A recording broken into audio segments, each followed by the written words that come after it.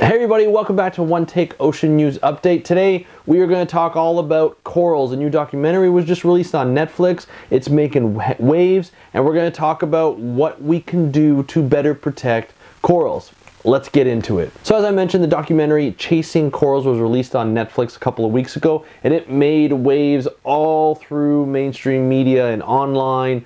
People were talking about it through social media, and it was a great movie. It was depressing as hell, but it was a wonderful movie that really documented the bleaching that's been going on over the past 3 years all over the world for corals. There was an underwater photographer and his team that went around to different places in the world, hotspots in the world, where they were going to detect bleaching. They took some great photos. They had some difficulties with the technology, but they were able to document bleaching on a worldwide basis. Like I said, it was depressing. The feedback I got from a lot of people was, wow, we are in a heap of trouble and nothing can save us right now. And a lot of people felt really lost in terms of what we can do to better protect corals from things like climate change and sea surface temperature increases and bleaching. So what can we do? The movie really didn't answer it. I think the only thing they did at the end was go to a bunch of classrooms to teach the next generation on how to be great marine stewards,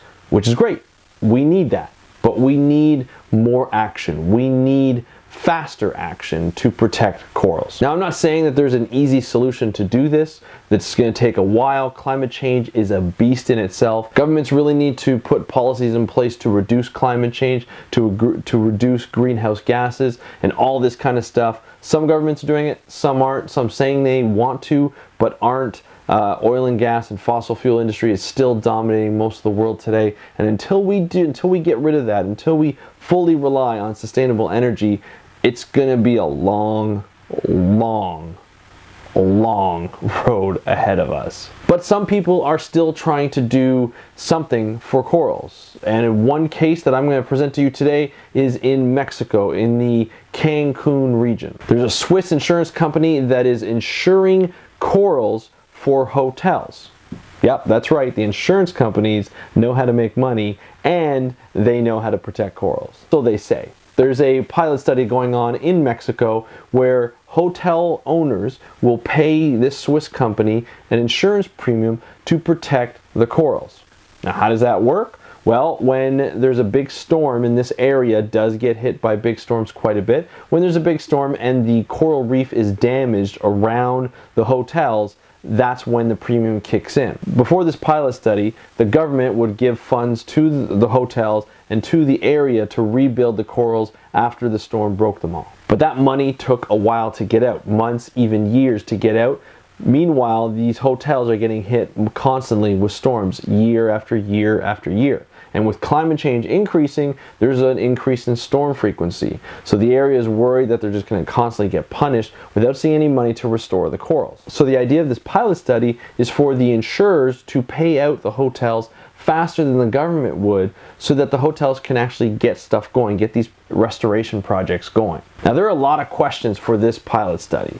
What do you call damage? You know, when will the insurance company actually pay out the hotels? At what point does a reef have to be damaged so that the insurance companies pay out? Does it cover climate change effects? Does it cover bleaching? I bet you a bleaching reef will not do as well in a storm than a regular healthy reef. Now, that could be a big problem for the area and for this study. There's also the questions of water quality and how the coastline and how the people in Mexico, in the Cancun area, how they're treating the water. There's a rapidly growing tourism industry in the Cancun area. That means more hotels, that means more wastewater going into the oceans that could affect the coral reefs. So is it up to the hotels to really fix this?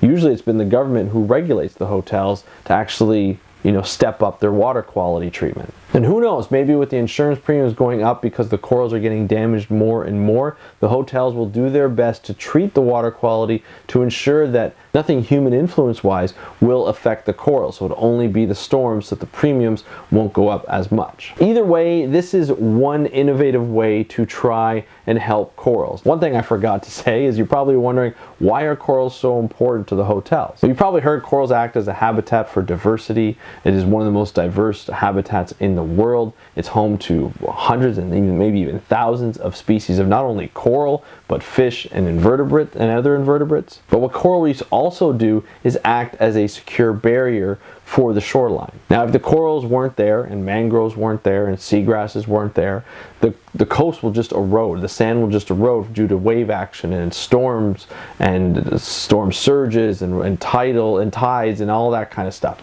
If the coral reefs weren't there and the mangroves weren't there and the seagrasses weren't there, then you would just see an eroding coastline that's not protected. But with these habitats in place, they actually secure the shoreline from wave energy. So a healthy coral means you have a secure coastline.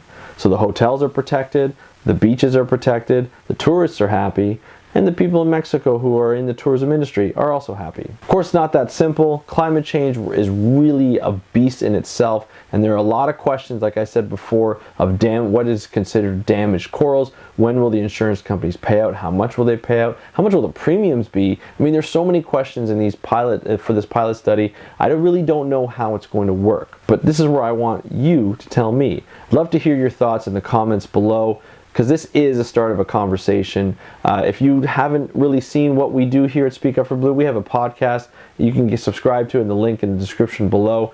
But I'd love to hear your thoughts on this pilot study. What do you think? What do you think is going on? Do you think this pilot study is going to work? Do you think it can work in other places? What do you think? I just want to know your thoughts. And don't forget to subscribe by clicking this button here and watching our latest video somewhere around here, so that you remain updated on ocean news. You're aware of what's happening in the ocean, you know the solutions, and you know how to implement them. That's what you do when you watch Speak Up for Blue. My name is Andrew Lewin. Happy conservation.